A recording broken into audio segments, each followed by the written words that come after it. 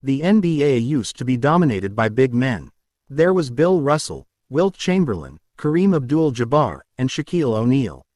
These players dominated the game in the paint, as was customary for a center to stay close to the basket.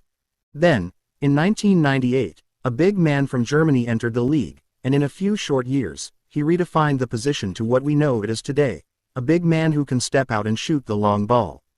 Dirk Nowitzki was born on June 19, 1978, in Würzburg, West Germany. Dirk was destined to become a star since his family was naturally gifted in athletics. Helga Nowitzki, Dirk's mother, was a professional basketball player, and his father, Georg Werner, was a professional handball player. Even Dirk's sister, Silke Nowitzki, played basketball while also becoming a champion in track and field. So, you knew Dirk was going to grow up and play some sport at the highest level. That sport would be, of course, basketball. But first, before trying his hand out at basketball, Dirk played handball and tennis. Not only did Dirk play these sports, but he became quite good actually, especially in tennis. Dirk was ranked as a junior tennis player in the German youth circuit, but his height led to people making fun of him, and his height led to him picking up basketball at the age of 13. This was the best decision Dirk had made in his life. Dirk quickly became a star player, and when he was 16, he played for DJK Würzburg, a second-division German professional team. From 1994 to 1998, Dirk played for DJK Würzburg, where his play caught the attention of many people, including people from Nike. This led to Dirk playing in the Nike Hoop Heroes Tour in 1997. There, the German squared off against some of the greatest NBA players of all time in Michael Jordan, Scottie Pippen, and Charles Barkley. Dirk played like a 15-year vet in the Hoop Heroes Tour, famously torching his primary defender, Scottie Pippen, for 52 points.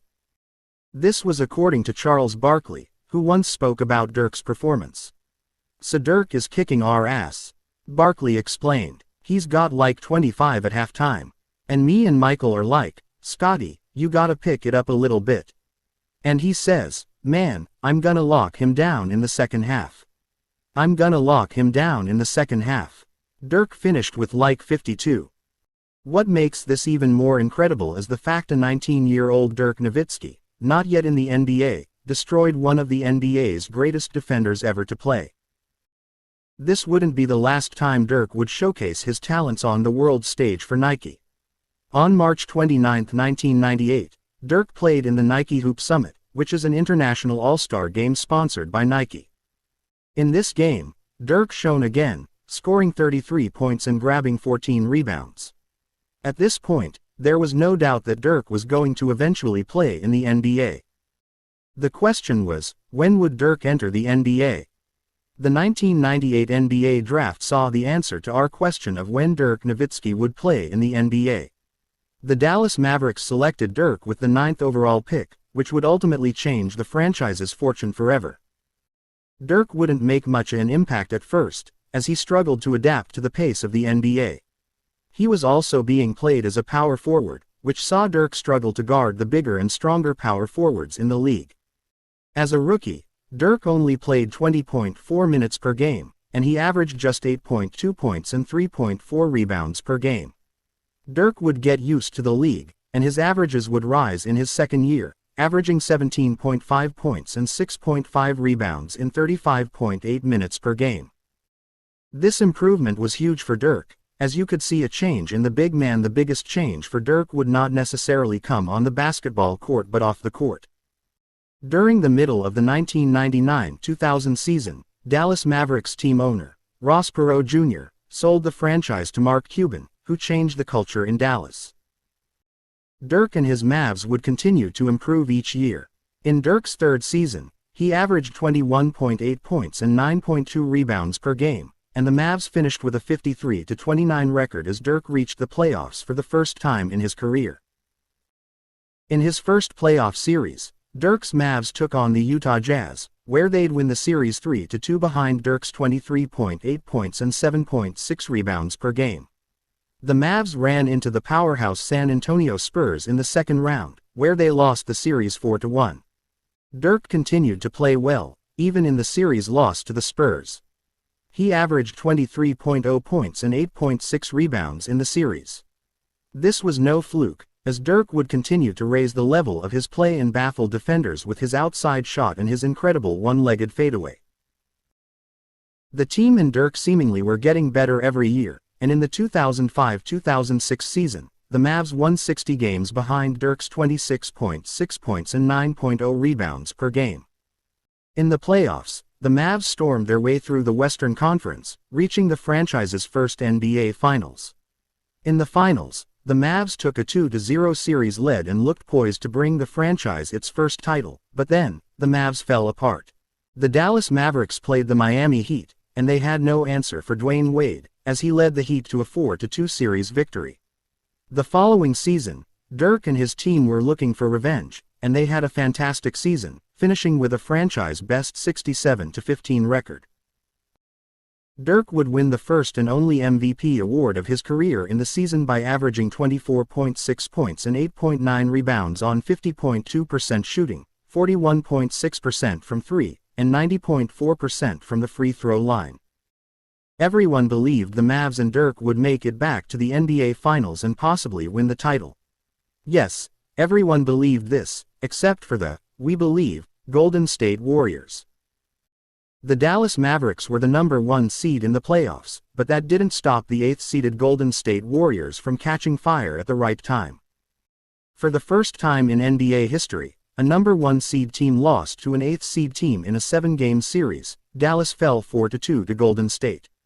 The question that was now going around the NBA world was, can Dirk Nowitzki lead the Mavs to a championship?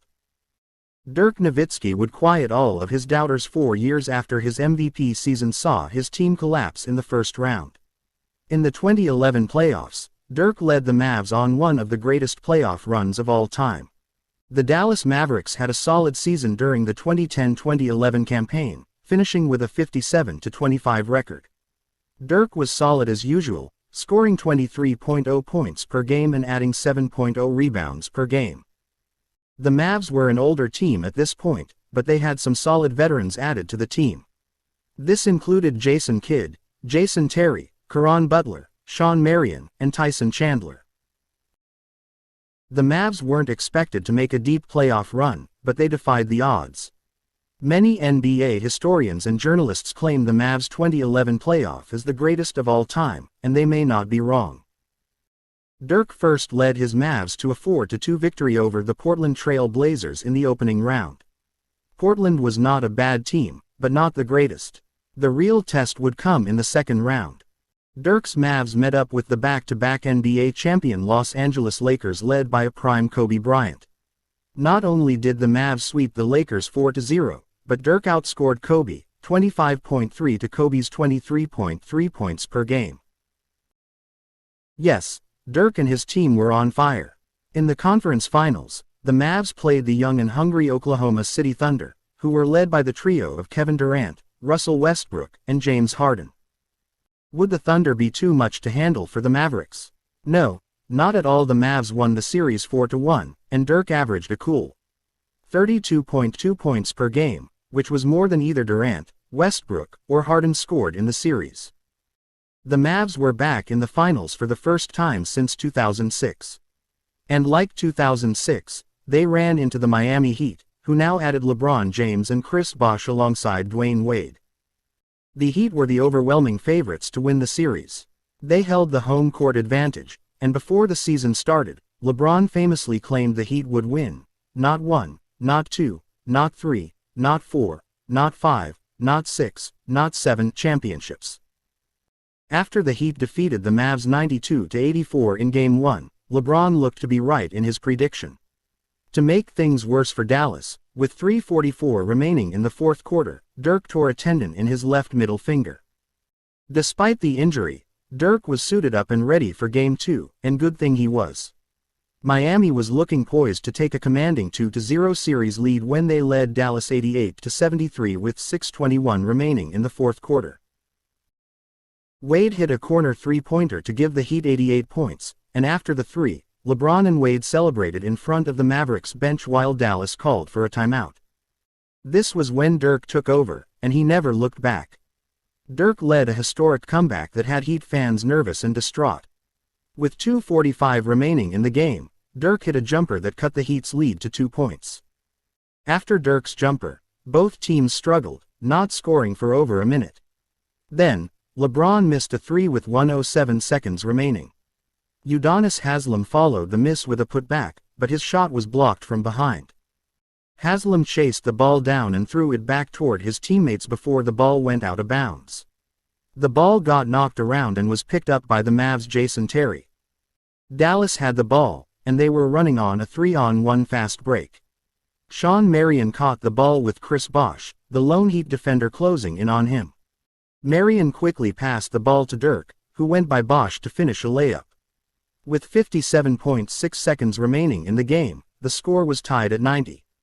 Wade tried to answer with a dagger three, but he missed with 38.9 seconds remaining. Dirk rebounded the miss, and the Mavericks set up their offense. For Heat fans, the unthinkable happened next. Somehow, Dirk found himself wide open behind the three-point line. Dirk buried a three-pointer that gave the Mavs a 93-90 lead with 26.7 seconds left in the game. The Heat wasn't ready to go away quite yet, and they'd prove it on the next play. The Miami Heat ran the perfect inbound play by having LeBron, the terrific passer he is, be the triggerman. LeBron passed the ball across to the other side of the court to a wide-open Mario Chalmers. Chalmers drilled the three, and the game was once again tied with 24.5 seconds remaining. Just when it looked like Miami regained momentum, Dirk came to the rescue again. With 9.8 seconds left in the game, Dirk had the ball in his hands, and he was guarded closely by Chris Bosh. Dirk spun past Bosh like he wasn't there and finished with a beautiful left-handed layup to give the Mavericks a 95-93 lead. After Wade missed at the buzzer, the Dallas Mavericks were winners, tying the series at 1-1. The entire basketball world saw one of the greatest single-game performances in NBA Finals history, and it didn't belong to LeBron James or Dwayne Wade. No, it belonged to Dirk. Dirk finished with 24 points, 11 rebounds, and 4 assists while scoring the Mavs' last 9 points of the game. The Mavericks would do the unthinkable and defeat the mighty Heat 4-2 in the series, and Dirk was named the Finals MVP for his incredible play. Dirk averaged 26.0 points and 9.7 rebounds, but his play went far beyond numbers. It was Dirk's confidence not to give up in Game 2 that inspired his teammates to raise their level of play. Because of this performance, Dirk was now an NBA champion, Finals MVP, and a lock for the Hall of Fame once he retired. Dirk would play 8 more seasons in the NBA after winning the title, but he'd never get back to the finals. Still, Dirk racked up many accolades. In his 21-year career, Dirk was named a 14-time All-Star, and he was a 12-time All-NBA team selection, including a 4-time All-NBA first-team selection. Dirk is currently 6th on the all-time scoring list with 31,560 career points. The big German was a walking bucket, there's no denying that. Since Dirk's retirement, which came after the 2018-2019 season, Dirk has kept a low-key lifestyle. He enjoys spending time with his family and playing tennis. He also works as a special advisor for the Dallas Mavericks. Dallas Mavericks fans and basketball fans in general no doubt miss Dirk Nowitzki. He revolutionized the game of basketball. The Dallas Mavericks retired Dirk's number 41 in January 2022, and his number 14 retired in September 2022 for his career in the German Basketball Federation. Dirk has been selected to the Naismith Basketball Hall of Fame class of 2023. As arguably the greatest European player in NBA history, this honor is rightfully earned by the big man.